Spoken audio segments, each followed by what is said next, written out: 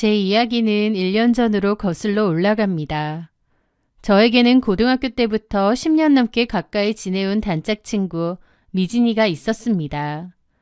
우리는 서로의 눈빛만 봐도 기분을 알 정도로 각별한 사이였죠. 미진이는 마음이 여리고 눈물이 많은 친구였고 저는 그런 미진이를 험한 세상으로부터 지켜주는 보호자 역할을 자처해왔습니다. 친구 관계면서도 마치 엄마와 딸처럼 보이는 관계이기도 했죠. 저는 미진이를 친구로서 참 많이 좋아했고 가족 같은 마음도 있었습니다. 그런데 마냥 착하고 순할 것만 같았던 미진이었지만 고집은 정말 셌어요. 26쯤에 갑자기 결혼을 한다고 하더라고요. 그런데 상대는 미진이보다 10살이나 많고 한 번 이혼 전력이 있는 남자였습니다. 주로 유통일을 하는데 돈을 엄청 잘 번다고 하더라고요. 미진이한테 고가의 선물도 막 사주고 평소에 가보기도 힘든 비싼 미슐랭 레스토랑이나 오마카세 등도 자주 사주고 하여튼 완전 돈으로 미진이의 마음을 사로잡았습니다. 미진이는 어렸을 때부터 외롭다, 빨리 결혼하고 싶다는 말도 자주 했었습니다. 약간 애정결핍도 있었던 것 같아요. 그런데 그 남자가 너무 든든하게 그리고 미진이가 원하는 애정을 마구 퍼다 주니 미진이 입장에선 절대 놓쳐서는 안 될 남자라고 판단했나 보더라고요. 하지만 그건 사랑에 빠진 미진이의 생각이었고 객관적으로 보는 저는 달랐습니다. 돈은 많을지언정 외모도 눈빛도 말투도 영락없는 건달이었거든요. 겉으로는 미진이에게 잘하는 척했지만 드문드문 보이는 쎄한 눈빛도 그렇고 저는 좀 아닌 것 같더라고요. 게다가 미진이는 나이도 어린데 한번 갔다 온 남자인데다 나이도 10살이나 많다니.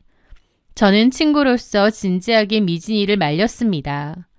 지금이야 간이고 쓸개고 다 빼준다지만 내 보기엔 그렇게 진실된 사람 같지는 않다고요. 그랬더니 미진이가 너무 섭섭해하더라고요. 자기 남친에 대해서 그렇게 말하지 말랍니다. 외모만 좀 그렇지 속은 정말 진국이고 좋은 사람이라면서 제가 뭘 몰라서 그렇대요. 하지만 저는 미진이에게 좀 시간의 여유를 두고 결혼도 했으면 좋겠다고 설득했습니다. 제가 뭐라고 하든 제 말이 들리지도 않는지 미진이는 결국 결혼을 강행했습니다. 그 과정에서 서로 빈정이 상해서 한동안 연락을 안 하기도 했어요. 그런데 결혼을 며칠 앞두고 저한테 울면서 전화를 했더라고요. 그래도 제가 제일 친한 친구인데 저한테 축하를 받고 싶대요. 제가 말려서 결혼이 말려질 것도 아니고 또 결혼식이 며칠밖에 안 남았는데 제가 뭐라고 더 말리겠나요. 저한테 축하받고 싶다고 우는데 저도 좀 미안해지더라고요. 그래, 내가 네 남자친구에 대해서 잘 몰랐을 수도 있다. 이제 결혼하는 거니까 행복하게 잘 살았으면 좋겠다. 결혼식도 꼭 가겠다 그랬습니다. 그렇게 미진이는 결혼을 했어요. 제가 말린 게 무색하게 잘 살았으면 모르겠지만 결과는 참혹했습니다. 미진이는 결혼 생활을 총 6년 했는데요. 나중에 들어보니 완전 지옥이었다고 하더라고요. 남편은 겉으론 주류 납품 사업을 한다지만 사실상 건달이나 다름없었답니다. 예전에는 그런 일을 주업으로 하기도 했고요. 양아치에다가 여자들도 많고 그걸로 미진이와 잘 싸웠나 보더라고요. 그러다가 나중엔 미진이에게 손찌검까지 일삼았다더군요. 밖에서 여자들 만나고 다니고 룸살롱 마담이 전화와도 아무렇지 않게 미진이 앞에서 받을 정도라고 했습니다. 거기다 대고 미진이가 말대꾸라도 하면 집안 살림이 남아나질 않았다고 했죠. 그래서 미진이도 나중엔 무서워서 아무 말 안 하고 지 죽은 듯이 있었대요. 이혼을 하고 싶기도 했지만 남편이 너무 무서워서 참고 살았다고 하더군요. 저는 그 사실을 전혀 몰랐습니다. 제 앞에선 그런 티도 안 냈기도 하고 또 결혼하고 나서는 저랑 많이 안 만났거든요. 저도 그 사이에 결혼을 하기도 했고요. 그전엔 하루가 멀다 하고 툭 하면 만났다면 서로 결혼하고 나서는 1년에 3-4번 정도밖에 안 봤습니다. 각자의 가정과 일이 있으니 그런 거겠지 이해를 했는데 사실 그런 가정폭력에 시달리고 있을 줄은 상상도 못했죠. 가끔 만났을 때도 그런 티를 전혀 내지 않았고요. 그런데 어느 날 미진이가 저희 집 부근으로 도망을 와서 연락을 했습니다. 급하게 나가보니 몰골이 충격적이었죠. 날이 추웠는데 잠옷 차림에 슬리퍼만 신고 있었거든요. 저는 경악을 했고 그제야 미진이는 펑펑 울면서 결혼 생활에 대해서 다 얘기를 하더라고요. 그러면서 도망을 나왔는데 친정은 못 가겠고 갈 곳이 저희 집밖에 없었대요. 저는 이건 아닌 것 같아서 미진이에게 마음을 단단히 먹고 이혼을 하라고 했습니다. 미진이도 이렇게 살다간 죽을 것 같다고 이혼하겠다고 하더라고요. 저는 미진이와 같이 경찰서로 가서 남편 고소하는 것도 했고 미진이가 모아온 자료를 통해 변호사 상담도 같이 받았습니다. 그 와중에 미진이 남편이 저에게 연락해서는 욕을 하면서 자기 와이프한테 이혼 부추기지 말라고 한 적도 있었어요. 저도 무서웠지만 친구를 사랑하는 마음으로 그냥 버티고 미진이를 도왔던 것 같습니다. 결국 미진이는 이혼을 하게 되었습니다. 그 사이에 미진이 남편이 합의를 보자고 해서 소송 취하하는 조건으로 일정의 재산 분할과 위자료만큼의 돈을 받아냈어요. 미진이도 그냥 이렇게 돈 받고 끝내고 싶다고 했기에 그렇게 마무리가 되었죠. 저는 그 돈으로 미진이가 살만한 집을 구했으면 했는데 기가 워낙 팔랑귀라서 갑자기 신도시 상가 점포를 매매했습니다. 알고 보니 미진이네 친오빠가 거기가 나중에 뜰 거라고 월세 받으라고 꼬드겼다고 하더라고요. 말이 신도시지 주변에 아파트도 공실이 넘쳐나고 별로 좋은 입지도 아닌 것 같은데 그 돈을 거기에 홀랑 썼더군요. 정작 본인은 작고 오래된 투룸 빌라 하나 구해서 살고요. 결국 그 점포는 임대가 안 돼서 월세도 안 들어오고 팔리지도 않아서 완전 애물단지가 되었습니다. 미진이는 그 일로 자기 오빠랑도 크게 싸우고 인연도 끊었어요.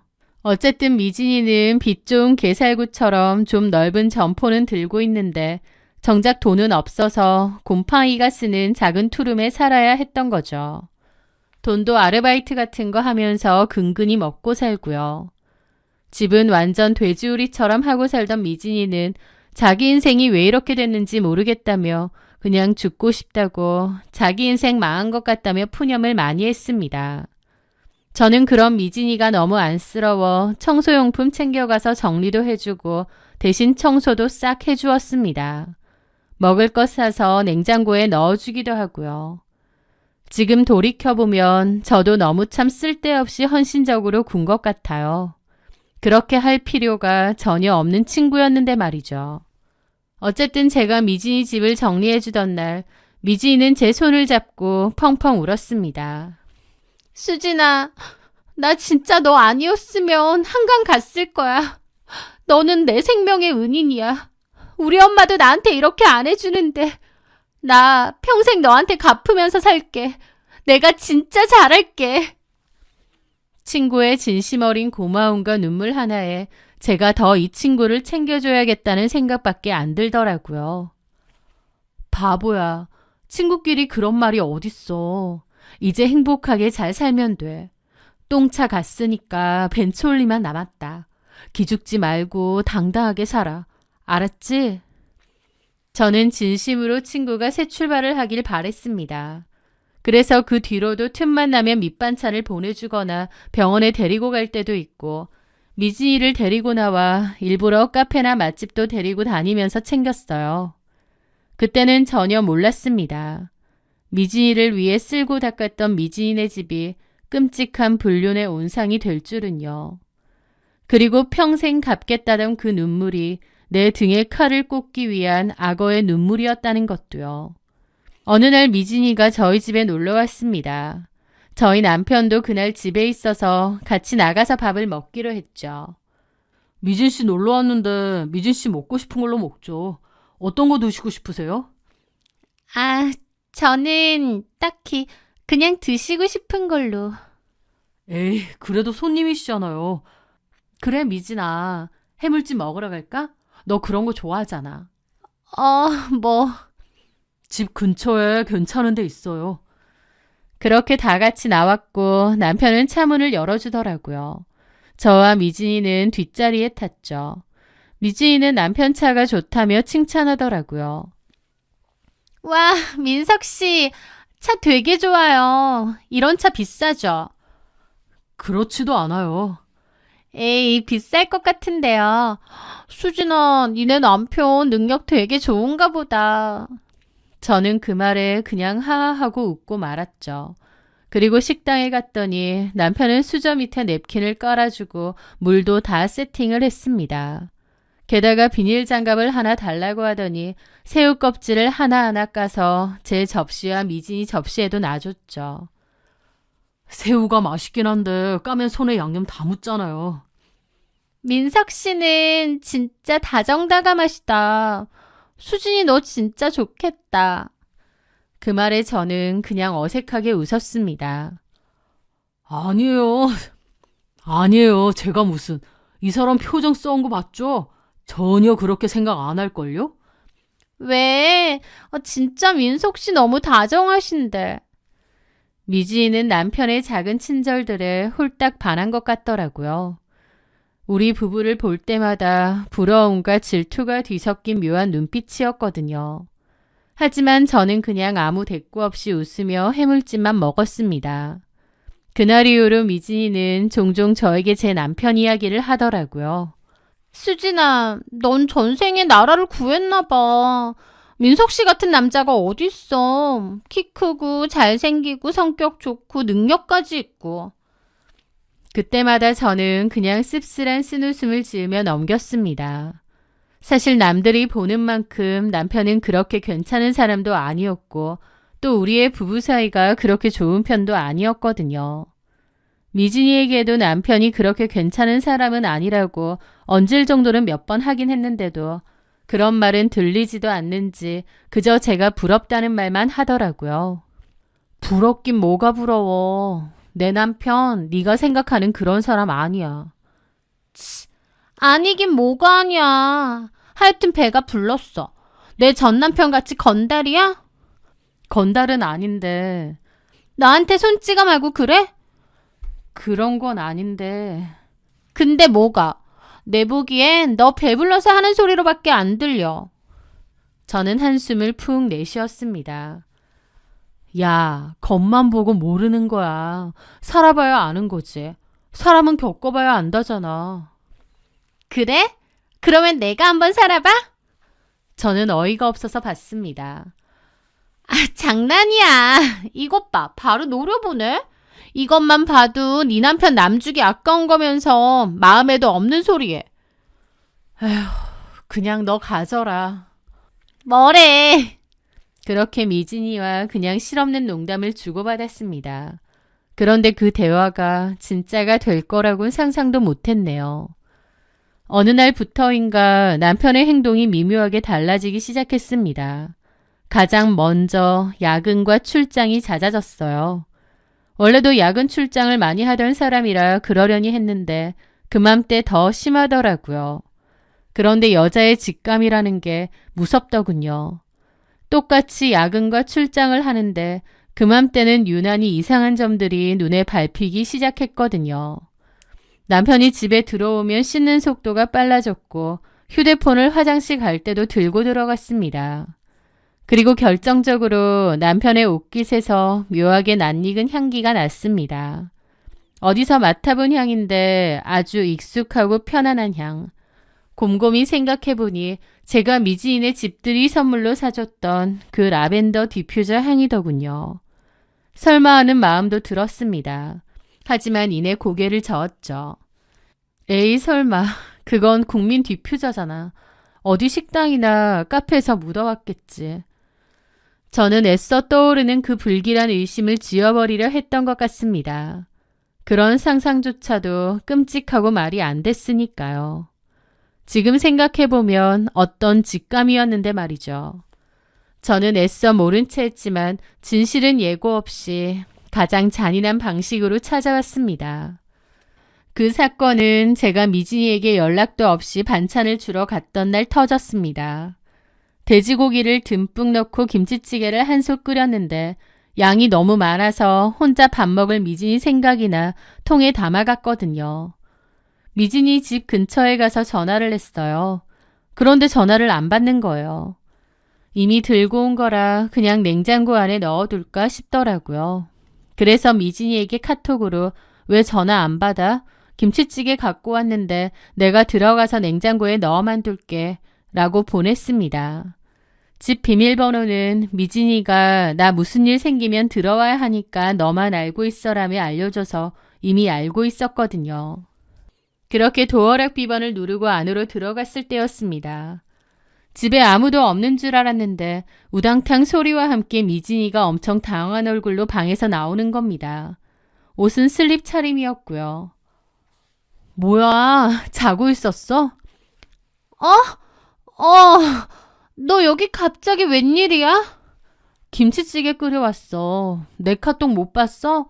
그리고 지금 시간이 몇 시인데 넌 자고 있냐?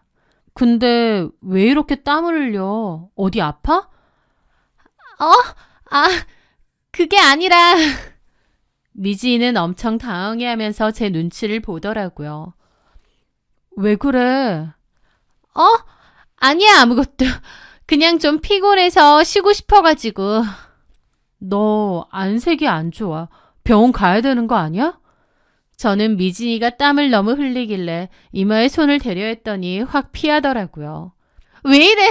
괜찮아. 김치찌개 잘 먹을게. 이제 그만 가줘. 하면서 제 등을 떠미는 겁니다. 얘 왜 이러지? 생각하며 현관까지 밀려난 저는 깜짝 놀랐습니다. 아까 들어올 땐 미처 몰랐는데 현관에 남자 신발 하나가 있는 거예요. 그런데 가만 보니 제 남편 신발 같더라고요. 잠깐만, 이거 뭐야? 미지인은 당황하며 허둥지둥거렸죠. 그거 저기 우리 아빠가 왔다가 신발을 놓고 갔는데. 아버지가 여길 왜 오셔? 너 아버지랑 연락도 잘 안 하잖아. 그리고 신발을 놓고 가셨다고? 미지인은 제 눈치를 보더니 신발장 안으로 치우려는 겁니다. 뭔가 이상하더라고요. 어떤 직감이 확 들었던 거죠. 저는 몸을 돌려 안방으로 가봤습니다. 미진이가 시겁해서 따라오더라고요. 야, 너 뭐야? 저는 미진이를 뿌리치고 방문을 확 열어 제꼈습니다. 그리고 경악을 했죠.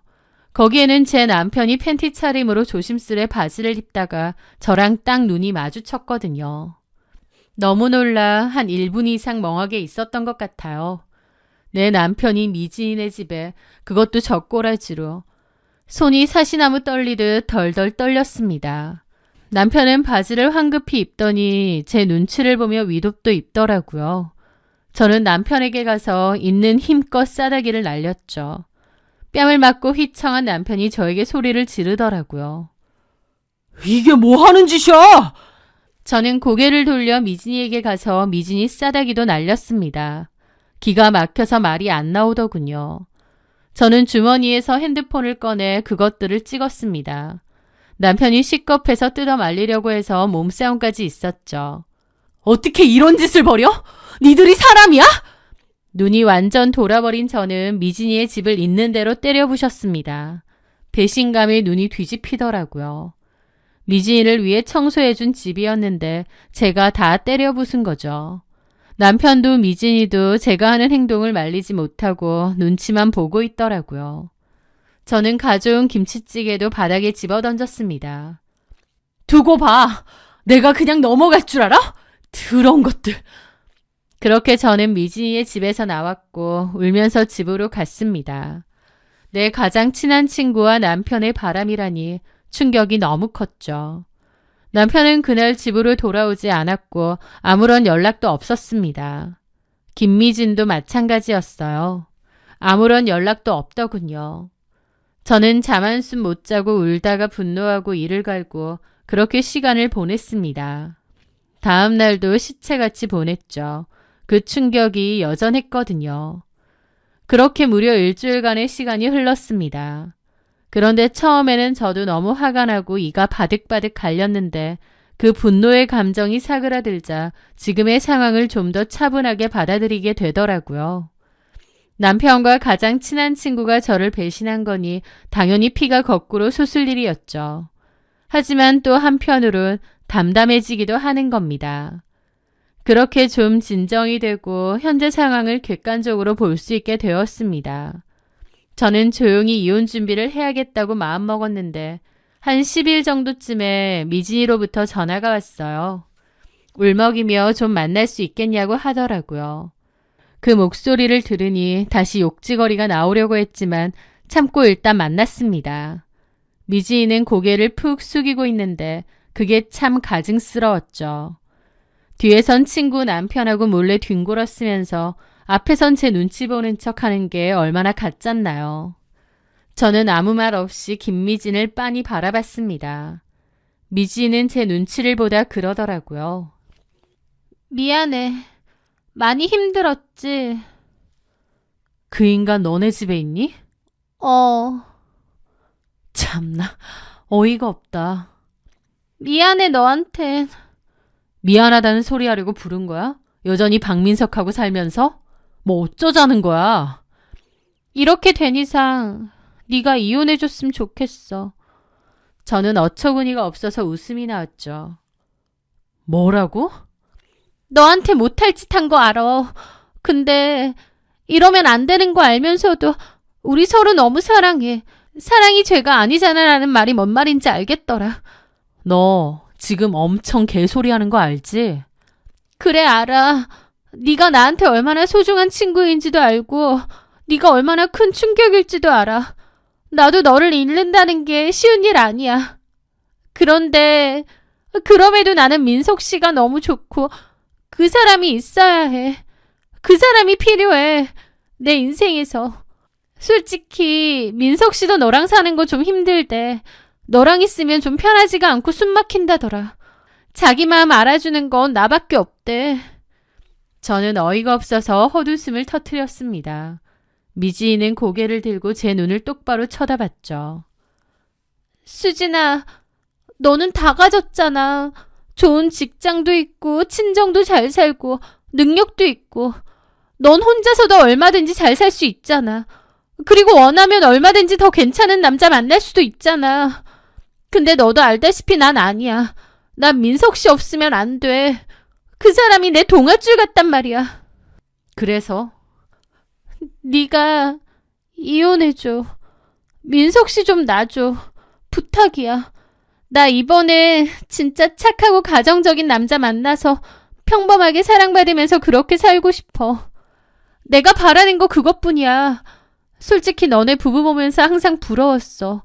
민석 씨가 너한테 하는 거 보면서 나도 저런 남자 만나고 싶다고, 저런 가정적이고 따뜻한 남자 만나고 싶다고 매일 기도했어.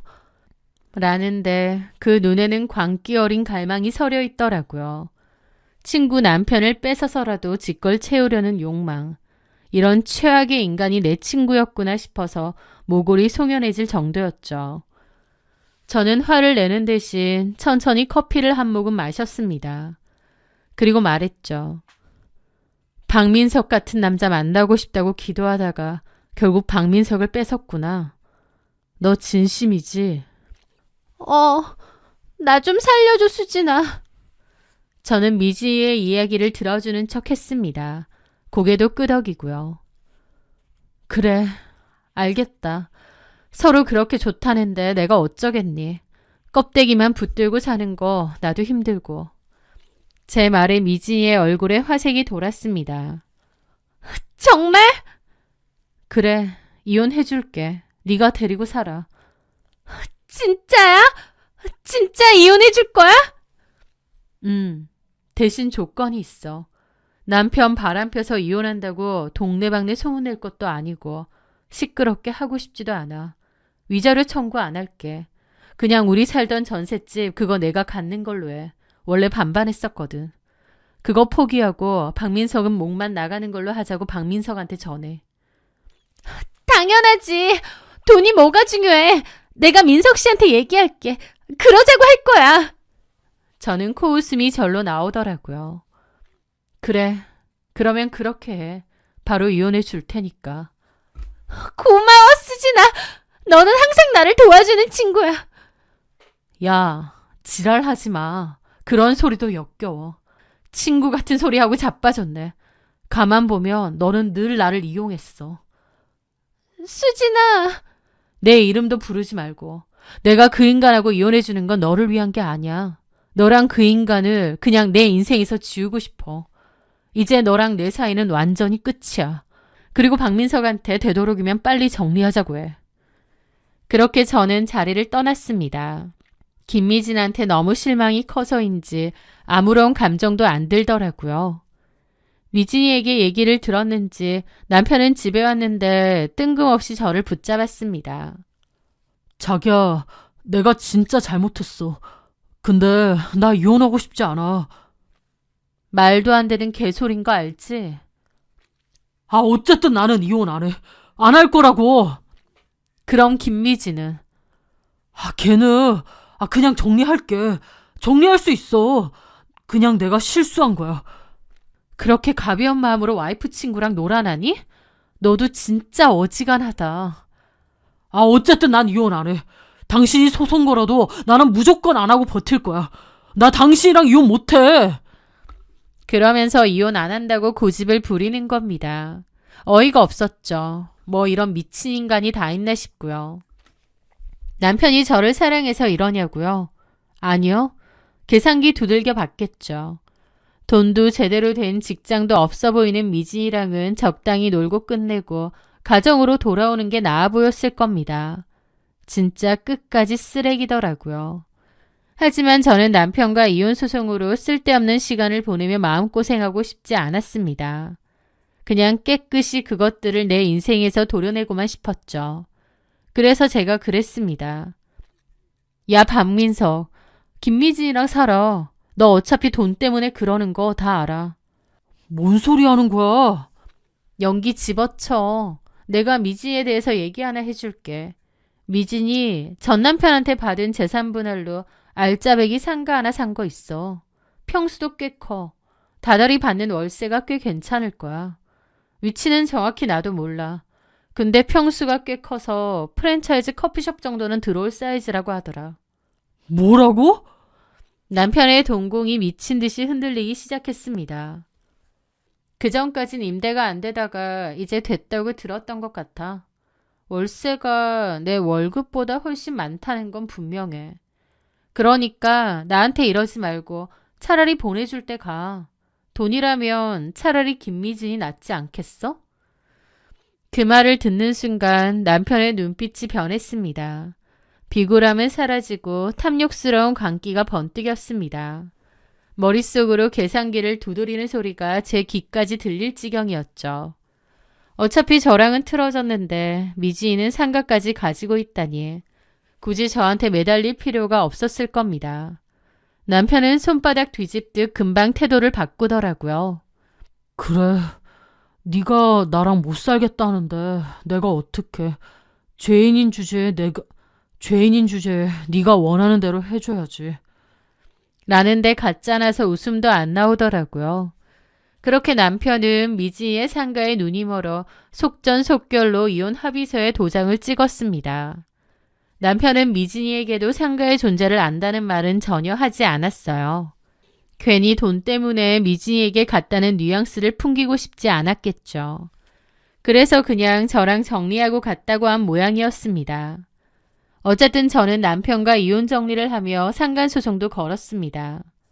미지인은 상간소송 안 걸겠다고 해놓고 왜 소송 거느냐고 울면서 또 전화가 왔더라고요. 마음이 바뀌었어. 생각해보니까 내가 너무 억울하잖아. 너도 내 남편 데리고 갔으면 그 정도 값은 치러야지. 아무리 사람이 생각이 없고 염치가 없어도 그 정도면 안 되는 거야, 미진아. 둘이 합쳐서 위자료 3천 되지? 그거 지불하고 알콩달콩 잘 살아봐. 제 말에 미진이도 그러더라고요. 그래, 알겠어. 네 말대로 민석 씨 나한테 왔으니 그걸로 됐어. 어차피 민석 씨 능력 좋고 돈도 그깟 3천 큰 돈도 아닌데 뭐. 그 말에 저는 박장대소를 했습니다. 능력이 좋다니. 하지만 저는 끝끝내 진실을 말해주지 않고 잘 먹고 잘 살라고 하고 끊었습니다. 제가 말하지 않은 박민석 진짜 실체가 뭔지 김미진도 살다 보면 금방 알게 될 테니까요. 김민석의 진짜 실체는 이랬습니다. 첫째는 신용불량자가 되기 직전이었어요. 몰랐는데 결혼 전부터 도박빚이 있었더라고요. 숨기고 결혼했다가 1년 만에 들통났죠. 그런데 정신 못 차리고 그 뒤엔 코인이랑 주식 리딩방에 빠져서 2금융권, 3금융권 대출까지 손을 댔더라고요. 그로 인해 빚이 꽤 되었고 저도 처음엔 좀 갚아주었습니다. 그런데 얼마나 속인 게 많은지 정확히 그 인간 빚이 어느 정도인지 아직도 잘 모릅니다. 말하지 않은 게 꽤 되나 보더라고요. 빚이 그렇게 많은데도 정신 못 차리고 저러고 외제차를 샀는데 그것도 다 대출입니다. 한 달에 내는 돈만 해도 꽤 컸죠. 돈 때문에 엄청 자주 싸워서 사이도 별로 안 좋은데 밖에서는 얼마나 사랑꾼인 척하고 다니던지요. 겉으로 번드르하게 보이니 김미지는 그게 진짜인 줄 알았겠지만 남편은 완전 속빈 강정 그 자체입니다. 게다가 시댁도 장난 아니에요. 다른 사람들에게 제가 굳이 말을 안 해서 그렇지 시어머니는 남편 밥 제대로 차려주라고 연락도 수시로 오고 자기 집에도 자주 오라 그러고 무엇보다 엄청 깐깐합니다. 남편도 마마보이 기질이 강하고요. 미진이는 그전까진 전혀 몰랐을 겁니다. 제가 굳이 밖에서 남편 흉을 안 봤거든요. 결혼한 이상 내가 짊어져야 할 일이라고 생각했고 성격 자체도 굳이 남에게 징징거리고 하진 않으니까요. 그러니 미진이는 제 남편의 좋은 점만 보았을 겁니다. 처음 남편과 미진이가 바람이 났다는 걸 알았을 때 너무 큰 충격과 배신감이 들었죠. 하지만 시간을 두고 생각하니 차라리 이참에 남편놈 정리하고 이혼하자 결론이 나더라고요. 남편 때문에 너무 스트레스도 심하고 화병이 났는데 이렇게 정리하는 게 나한텐 낫겠구나 싶기도 했던 거죠. 그래서 한결 가벼운 마음으로 이혼을 결정했던 겁니다. 그렇게 남편과 협의 이혼으로 정리했고 위자료도 받아냈습니다. 그동안 마음고생 좀 했는데 위자료 받은 걸로 피부과 끊어서 관리도 받고 여행도 다녔어요. 저는 오히려 이혼 후 얼굴이 폈다는 소리를 자주 듣게 된 것 같아요. 그럼 사랑의 도피를 떠난 그 인간들은 어떻게 됐냐고요? 안 봐도 유튜브였죠. 제일 큰일은 미진이의 상가 사무실이 날아갔다는 겁니다. 남편 놈은 막상 미진이와 살고 나서 보니 그 상가가 완전 골칫덩인 걸 눈치챘나 봐요. 월세도 안 들어온다는 걸 알았겠죠. 그래서 미진이를 꼬드겨 담보로 대출을 내서 주식과 코인을 했다고 하더라고요.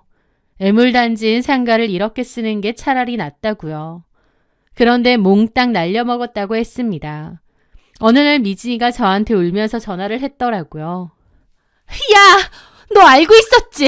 이 인간 신용불량자 직전이라는 거, 빚이 엄청나다는 거, 나한테 생활비 달라고 난리라고, 카드값도 연체내서 독촉장 날라오고 난리 났어. 저는 웃으며 대답했습니다. 왜 난리야? 네가 그토록 원하던 가정적인 남자잖아. 그래도 집에는 잘 들어오지. 돈이 없어서 밖으로 못 나돌아다닐 테니까 얼마나 가정적이야. 아, 그리고 시어머니는 좀 어때?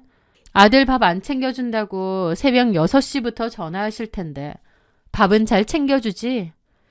미지는 비명을 질렀습니다. 네가 어떻게 나한테 이럴 수가 있어? 진짜 코미디더라고요. 이게 김미진이 저한테 할 말인가요? 진짜 웃기네. 너 나한테 아무것도 아니야. 우리 아무 사이도 아니라고 이제. 네가 배신 때리고 뒤통수 때렸잖아. 친구 배신 때리면서까지 얻고 싶었던 남자니까 어디 잘 데리고 살아봐. 참고로 방생 금지야. 똑같은 것들끼리 잘 살아봐. 전화를 끊고 번호를 차단했습니다. 나중에 건너들으니 두 사람은 좁아터진 김미진의 투룸에서 매일같이 육탄전을 벌이며 싸운다고 하더라고요. 게다가 시어머니가 쳐들어가서 잘 살고 있는 내 아들 바람펴서 이혼시켰으면 모시고 살 것이지 감히 내 아들 길을 죽이냐며 미진이 머리채를 잡았다는 훈훈한 소식도 들려왔습니다. 남의 떡이 커 보인다고 덥석 집어먹다간 그게 썩은 떡일 수도 있다는 걸 저들은 알까요? 저는 이제 쓰레기통을 깨끗이 비우고 행복하게 살 겁니다. 분리수거도 안 되는 대형 폐기물 김미진이 처리 비용까지 내고 가져가 줬다고 생각해요. 평생 둘이서 지지고 볶고 방생하지 말고 백년해로 했으면 좋겠네요. 제 사연 들어주셔서 감사합니다.